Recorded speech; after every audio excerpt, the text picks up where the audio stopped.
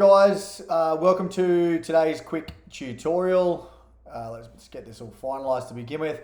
All right, what I want to walk you through today, guys, is I want to open up your mind to the idea of social media prospecting, okay?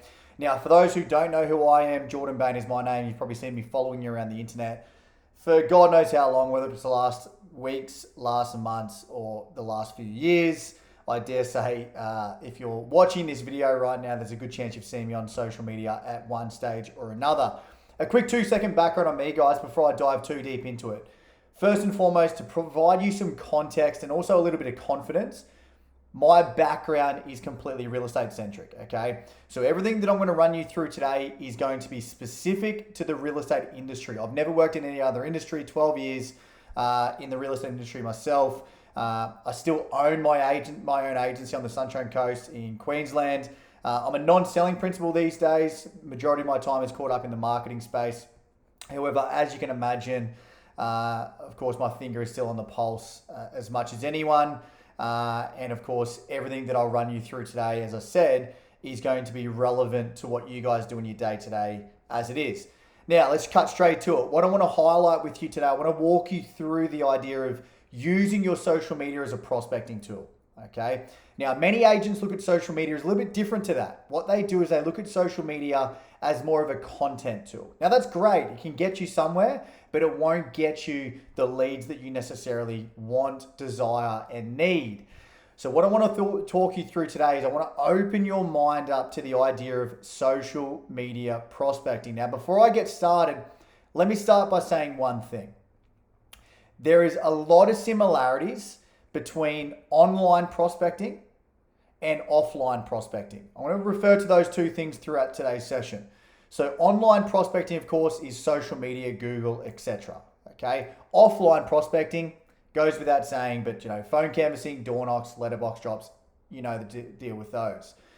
There's a lot of similarities, as I said. Okay. So I'm not here to try and reinvent the wheel when it comes to prospecting. I just want to show you a new way to prospect, something that's going to put your existing prospecting strategies on steroids, okay? And I do not exaggerate that. Social media can almost act as your PA, a PA that's sole responsibility is to prospect for you 24/7. Let's dive into it. First and foremost, let's ignore the social media element for a moment, okay? So let's talk about prospecting 101. First and foremost, prospecting generally has two key objectives. Now, whether you're prospecting online or prospecting offline, those two key objectives always remain exactly the same, okay? And generally speaking, they are, number one, you want to build relationships, okay? That goes without saying.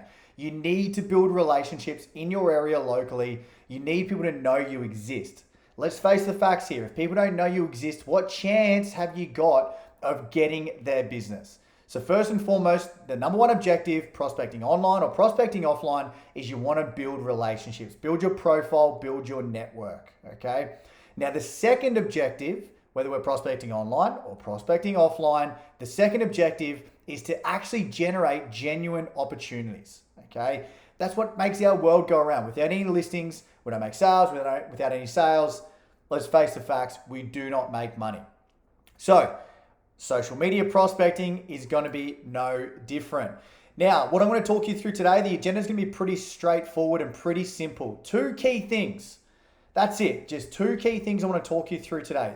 The first, and without a doubt, the most important thing we can talk about when we're talking about social media prospecting or any type of prospecting for that matter, is we want to develop the perfect personal brand. Personal branding trumps any lead generation or anything else you do in today's society. Why? Because we're coming into a day and age where if people don't know, like, and trust you, they're not going to do business with you. So personal branding is the foundation to everything else we do. Now, one thing I want to highlight here, if you can grow your personal brand to the next level, I promise you every other ounce of prospecting you do by traditional means, door knocks, letterbox drops, phone canvassing, will actually be benefited by your strong personal brand. If people know who you are when you call them or show up at their door or get something from you in their letterbox or their inbox, it creates a lot more authority, a lot more credibility. So personal branding, without a doubt, is hands down the single most important thing we can do as agents, bar none. Okay. Now, let's talk about personal branding very briefly. 90%, okay, even as far as 95% of personal branding is made up of three main factors. Those three factors are, number one, people knowing who you are. Number two, people liking you as an agent, right?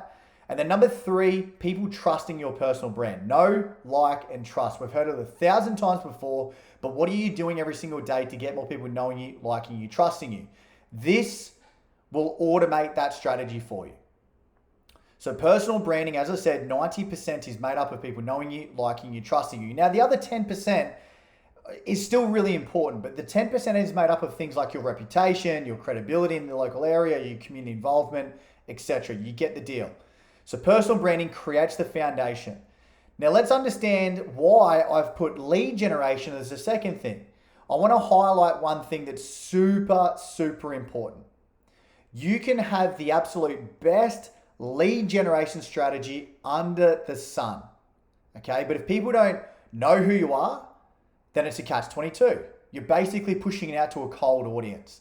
The second thing, it's all well and good if people know you, but if they don't trust you, same thing applies. They're not going to give you their personal details unless you're a trusted authority in your local marketplace. So personal branding, hopefully you can see now, is the single most important thing we can do as agents. Now jumping into the second topic. Now I know leads are important too, but what we want to talk about is quality over quantity. You'll notice the keyword here, listing. So what I'm going to talk you through today is the idea of listing lead generation. There's a big difference between listing lead generation and then the everyday lead generation that you guys are familiar with and bombarded in your newsfeed by other marketers. Okay, I'm not going to sit here and bag any other marketers, but what the other marketers focus on that hit your newsfeed, they focus on lead generation. And what lead generation is, in short, it is quantity focused, not quality focused. Let me repeat that. Quantity focused, not quality focused. Okay, because you're not going to get quality unless you build your personal brand. Okay, so lead generation, let's look at lead generation in isolation.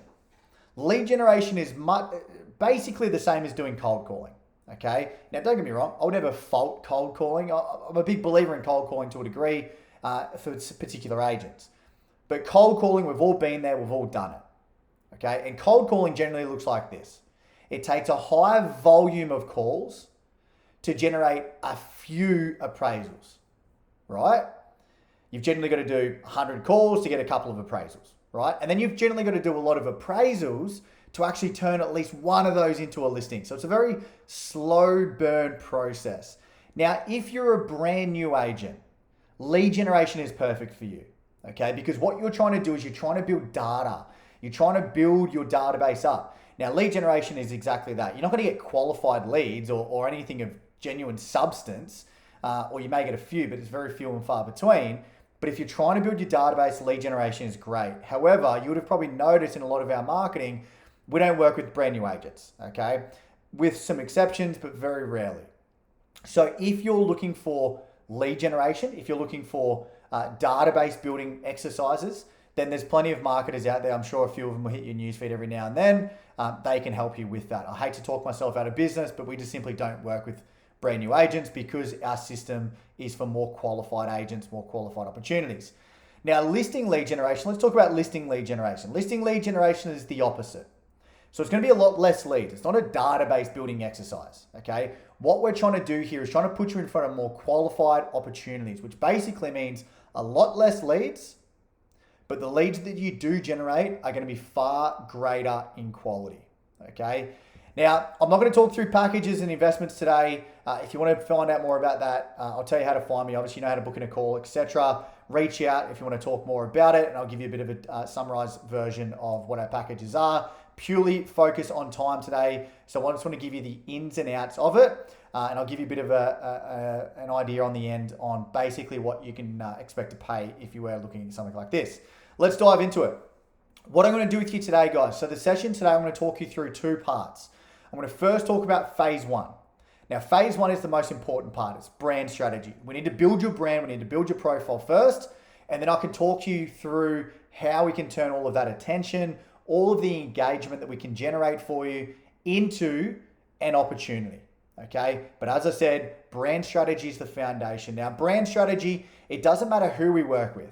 Okay, it doesn't matter about your experience, your market share, your time in industry. It doesn't matter. We focus on these 3 stages of attack every single time because it is absolute bulletproof. Okay, 600 agents across Australia and New Zealand. This never fails.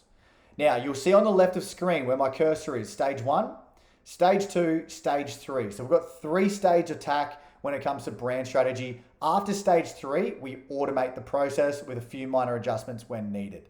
Stage 1 is all about an introduction strategy. Now, again, I don't care if you've got 0% market share or 30% market share. There is a portion of your marketplace who have no idea you exist. And we first need to understand that we need to introduce you to as many homeowners as possible as quickly as possible. Just like that last line at the bottom there. Introduce you to as many homeowners as possible as quickly as possible. Now, I want you to look at this a little bit like letterbox drops, but letterbox drops done digitally.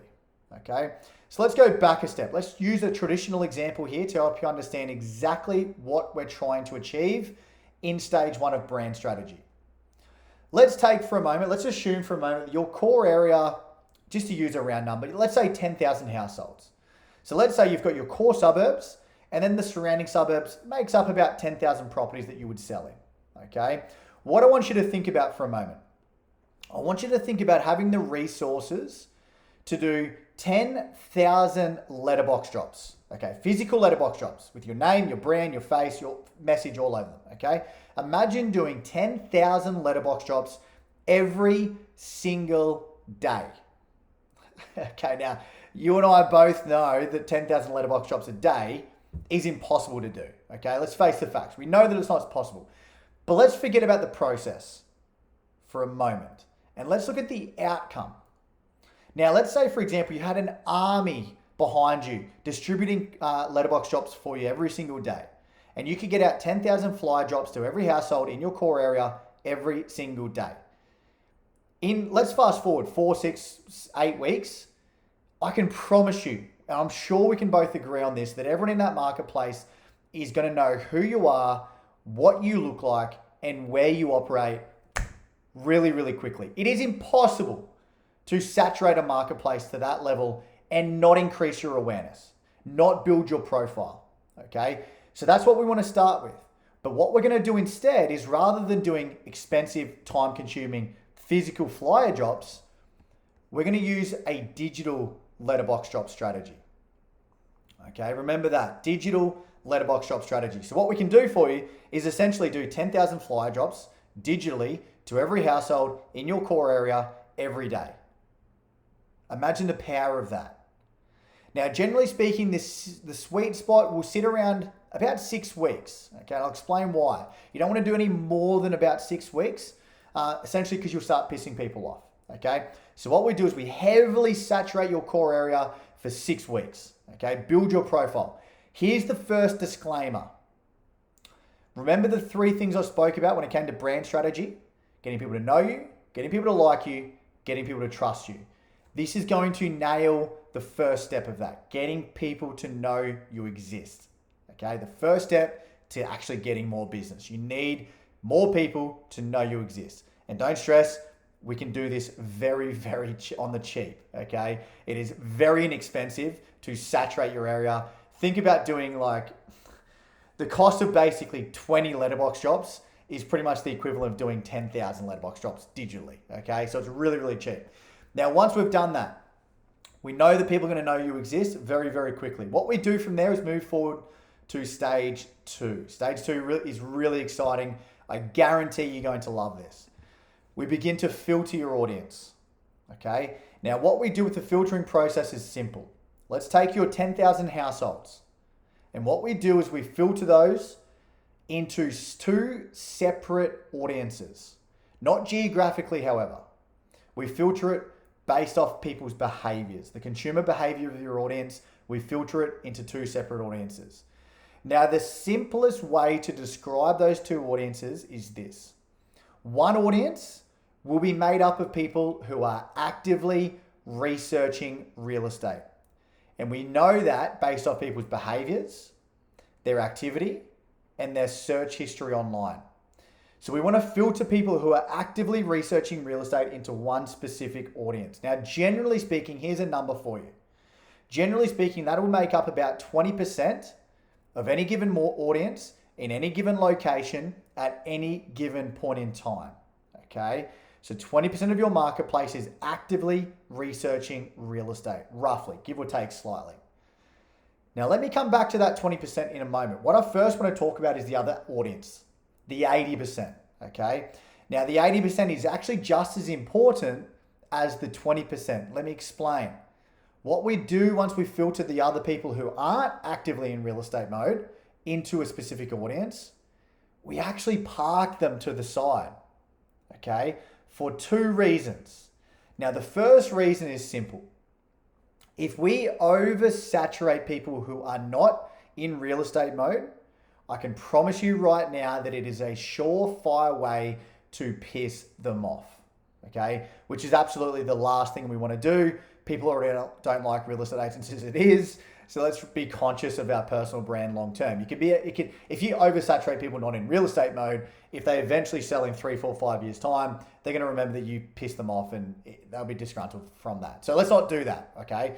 This is one thing that really separates us, is we separate your audiences, okay? We don't want to saturate people not in real estate mode, you piss them off. The second reason we separate them, I apologize, separate them is because it's a waste of money, right? Like why spend advertising dollars on people who aren't actually researching to sell or aren't even in real estate mode, okay?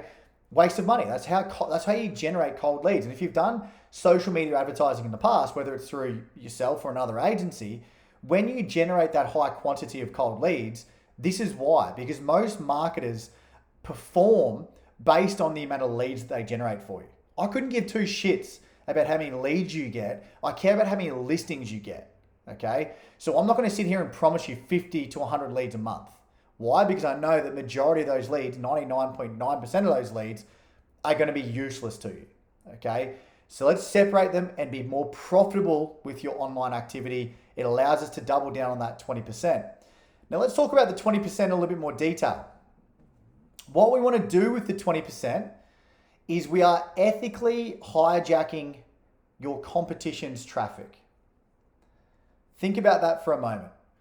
Ethically hijack your competition's traffic. Let me explain what I mean by this.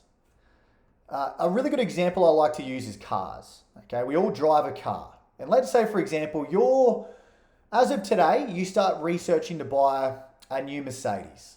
Okay, I know real estate agents love Mercedes, right? So you start browsing to buy a new Mercedes, okay?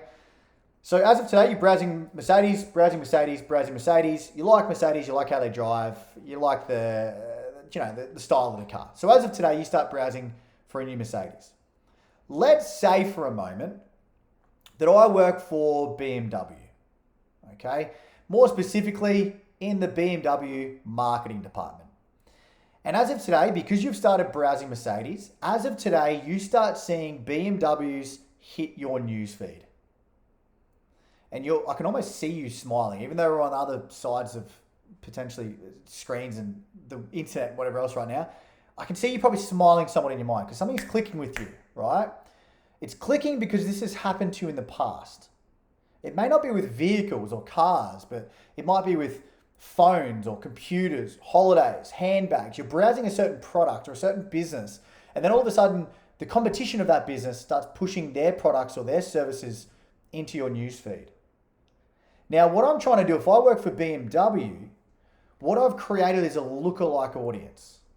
So I know that if people are browsing Mercedes, if I can push a BMW in front of that consumer or in front of you enough, what it's actually going to start doing is creating doubt in your mind. Now, here's the catch.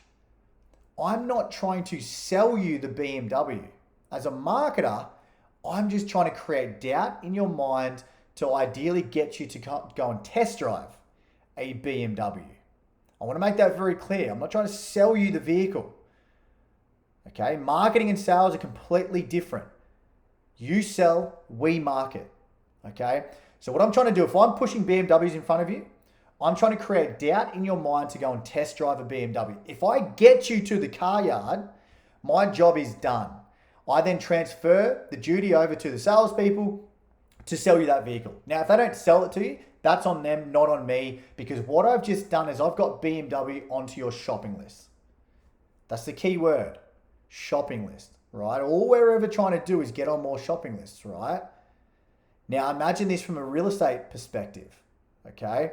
So imagine having the resources to push your advertising, yours, you as an agent in your local marketplace. Imagine if we could push your advertising directly in front of your consumer immediately after they've interacted with one of your competitors online. That's the power of what we do here, guys. I want to make this very clear. So think of your top 2, top 3, top 4 competitors for a moment.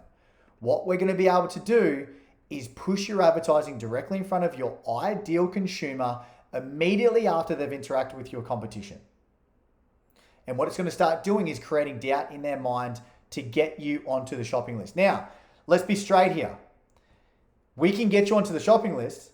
We can't list the property for you. That's up to you. So as long as you have a good nurturing and follow-up system, and you're good in the listing presentation, of course, then you're going to be fine. Okay. If you don't back yourself in that process, then you're screwed.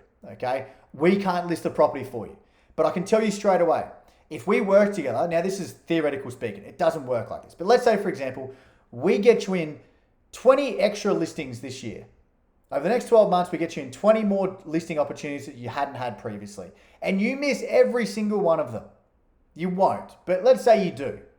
You will not be pissed off with me. That I guarantee you. Why? Because we got you in more doors. That's all we're trying to do here. Get you in more doors, get you on the shopping list. You take care of the rest from there. It's really important to mention here that a lot of agents look at this thing as like, I'm going to deliver you a silver platter listing.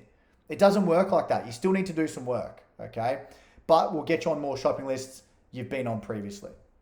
Once we've identified the 20%, I want to bring it back to that 20%. Park the 80, identify the 20, double down on the 20. Once we've got that 20%, we move forward to stage 3, which is all about re-engaging with that 20%. Or the commonly used term here, guys, is retargeting. Now, all of you would be familiar with retargeting, even if you're not familiar with that particular term. Let me explain what I mean. Retargeting are those ads that follow you around the internet day in, day out, after you've engaged with a business online. Exactly what I'm doing to your newsfeed on a daily basis, right? How many times do you see me a week? Probably 7, if not more, right? You probably see me every day. Every morning you wake up, you see my ads. Every night before you go to bed, you see my ads, right? On your lunch break, you see my ads. That's retargeting, okay? Now, retargeting has a simple strategy. It is to build touch points with your ideal consumers. Build touch points with your ideal consumers. Now, let's look at this in terms of traditional prospecting. If you cold call me today, you cold call me. You pick up the phone and you cold call me. What are your chances of listing my property tomorrow? Slim to none, right? Why? Because I don't know you, I don't like you, I don't trust you yet. But that's not your aim with cold calling. Your aim is to identify when I'm looking to sell, reverse engineer the relationship, squeeze in as many touch points as you physically need to in order to build trust. And once I trust you, I'm more likely to engage with you. Now, that's what retargeting does. We're not trying to generate the lead necessarily through retargeting. We're trying to keep your brand top of mind so that when your audience is ready to engage, your brand is top of mind. And by that stage, they've already had 20, 30, 40, 50 touch points from you through social media that they know who you are, they like you, they trust you, they see you as the figure of authority in the local marketplace. Keep your brand top of mind. Every single touch point is building more equity, brand equity in your consumer's subconscious, okay? So look at this exactly the same as any follow-up calls or follow-up emails, text messages, whatever it might be. Every single time is a touch point, and it's cheap as hell to do. You've got to be doing this, okay? Now, this is just a quick snapshot. 80%, 20%, okay? So obviously we want to really identify that 20% sub-market, okay, and double down on that sub-market because we know that the 80% isn't actively looking to sell. Now, what we do with the 80% is we don't forget about them completely. We just allocate a very small portion of your budget to the 80%. Okay? Because let's face the facts here, their circumstances could change at any point, death, divorce, debt. If that happens, they still know who you are. Now, that is brand strategy 101, guys. Okay? Really important for me to break it down that way. Let me show you now how we turn your attention and your engagement into an opportunity. Okay? Now, the first thing you want to understand is two things you need to understand. Number one, what does your consumer want from you? You're a real estate agent. What does your consumer want? The second thing you need to understand is what does your consumer try to avoid? Okay, it's all well and good knowing the first one, but it's a catch-22 if you don't understand the second. Now, your consumer, every consumer who's in real estate mode wants one thing above all else. They want to know the value of their property. Why? Because it directly influences what their next decision is. Let's face the facts here. Don't overcomplicate it. Every homeowner wants to know the value of their property. Okay? The second thing though, what are they trying to avoid? And what they're trying to avoid is actually speaking to an agent, right? We know that. As agents, we know that already. Yet what do? We keep jamming ourselves down their throats, pushing our own agenda, and it creates this divide, right? That's exactly what we're trying to avoid. So let's give them exactly what they want, but let's not make them jump through hoops to get it. Let's not create friction in that process. So what we want to do is we want to direct them to a landing page.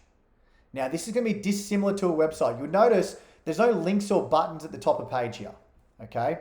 No links or buttons, nothing like that. You want to keep all distractions off screen, okay? Because what links and buttons and navigation bars and about us and whatever else, they create distractions, okay? You would also notice if I try and scroll, there's nowhere for me to scroll to, okay? Keep the attention on the call to action. Now, with you, if we do partner together, we're going to customize this page. It'll, be a lot more cleaner than this, and a nice logo in the top corner and maybe a nice glossy image on the background. But outside that, it's clean, it's simple, it's sharp, it's to the point, okay?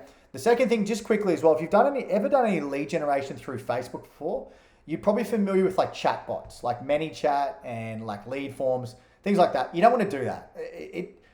There's no instant gratification. You need to understand people need instant gratification these days. The second thing, if you're keeping people on Facebook, it's full of distractions on there as well, right? So direct them to a purpose-built landing page that's sole responsibility is to just create the details and give them value. So basically all people need to do is type in an address, right? So they'll land on your landing page, they'll type in an address, and then they'll click on whatever street or property theirs is. You'll see that it automatically populates the address. They'll click on it, and then they're going to click on calculate. Let's have a look at this. What's going to happen is their estimated property value will appear. Okay. Now this is land, so I might have screwed myself here. I probably should have pre-checked this, but anyway, let's have a gamble with it. Okay. So there's a price guide behind that estimated property value. You can see that it's big, it's center, it's straight in front of them, right? Now we have increased our conversion rates by 25% just by displaying this estimated property value blurred out. Why? When I explain it, it's simple. It is human behavior to want what we can't have. So as soon as they see that, they're going to be more enticed to go, oh, I just want to see it now. And they're going to click on reveal your property value. Rather than saying, give me your details and then I'll give you the price, show this little blurred out price guide, okay? And it creates a lot more curiosity. Reveal your property value, they'll punch in their name, their number, their email address, and then what they're looking to do. We give them two options, sell or research. They agree to the terms and conditions, which very simply just agrees for consent to be contacted by the agent at a later date, view the full property report, and then on screen straight away, they're going to get a full CMA property. I knew this was going to happen. It doesn't always work with land guys, just quickly. So if you're a land agent, probably not the best option for you. Let's just go 123 Smith Street in Cleveland will do. Let's go with that. It's going to refresh that page. Bear with me. Love a live recording. Let's go again. Actually, what I'm going to do is I'm going to do one of my properties. Okay, puts it in, calculate. And then obviously I'm going to skip the details here, hopefully, because I've gone into it before. No, still got to confirm it. Okay, so I'm going to go through those steps again. Apologies for the delay here, guys.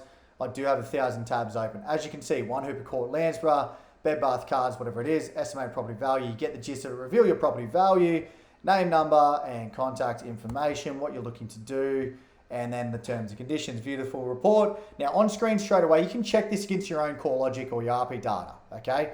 What's gonna happen is an estimated property value will appear, okay?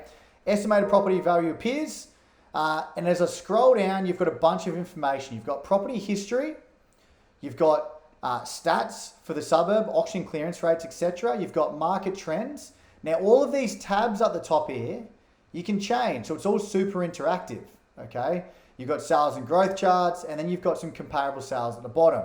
So what you're doing here is you're giving your consumer exactly what they want, when they want it, on screen straight away, okay?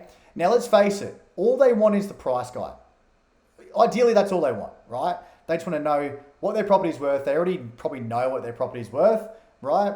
And all this is going to do is confirm that for them, okay? Now, for you, the good thing is you get 2 leads come through. I'm just going to use one for my agency, which is already up. So the first lead you're going to get is address entered, okay? So you can see the subject line, address entered, address of the property. Now, inside the email, though, you can see there's no contact information. Let me explain the importance of this. Let's say, for example, someone gets to this step and then they get cold feet about giving you their details and they close out before they think you've realized. Too bad, too sad. You've now been notified that that address got entered. Now, guys, this is a gold mine, okay? If you correctly nurture these opportunities and prospect these opportunities, you will get a lot of listings out of it. Trust me on that, okay? So what you need to probably do is either door knock, letterbox drop. You might have their details on file already, or if you're in Australia, ID for me is the perfect example, okay? But trust me, prospect these, you will get a ton of gold out of it. The second lead you get, or second email you get, sorry, property report downloaded. Pretty self-explanatory as I go through the email, name, email, contact number, of course. The cool thing I want to show is at the bottom of each lead email will be a blue hyperlink. And if you click on that link, it'll take you directly back to the report that they saw. So before you do your follow-up call, you can cross-check this price guide. Okay, now obviously this is a different one to what I had up before, of course.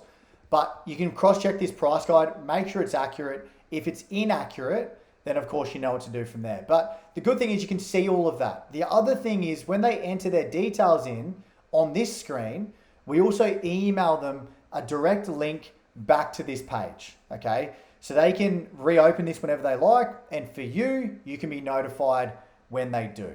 Okay, so really powerful tool. If someone says they're just doing research, but they're checking that report 10, 15, 20 times, probably guilty as charged, right? And obviously it means they're probably a little bit more qualified than what they're indicating.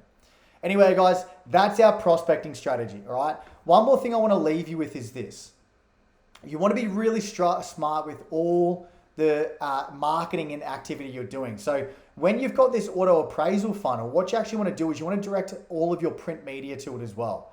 So imagine putting a QR code at the bottom of all your open home brochures, your DLs that go out, even your for sale signboards, for example, a QR code that directs people back to your auto appraisal funnel. Guess what? As soon as they click on that, they get pixeled or cookied. Everyone's familiar with cookies. And then the retargeting actually starts happening as well. You, of course, want to direct all your Facebook and Instagram ads to it, but you also want to direct all of your just listed, just sold, market updates, and any other content you're putting out to that as well. Feed the machine. Trust me, work smarter, not harder. At the moment, what you're doing is you're directing everyone to call you, email you, message you, whatever it might be. It's too hard basket. It doesn't give your audience any instant gratification. You want to push everyone here. Trust me, you will work smarter, okay? Because it means you don't have to physically do CMAs up every single time a new lead comes in, right? And you can cherry pick the ones that you want, turn them into whatever you need to do, and then obviously that's when they turn into listings, okay?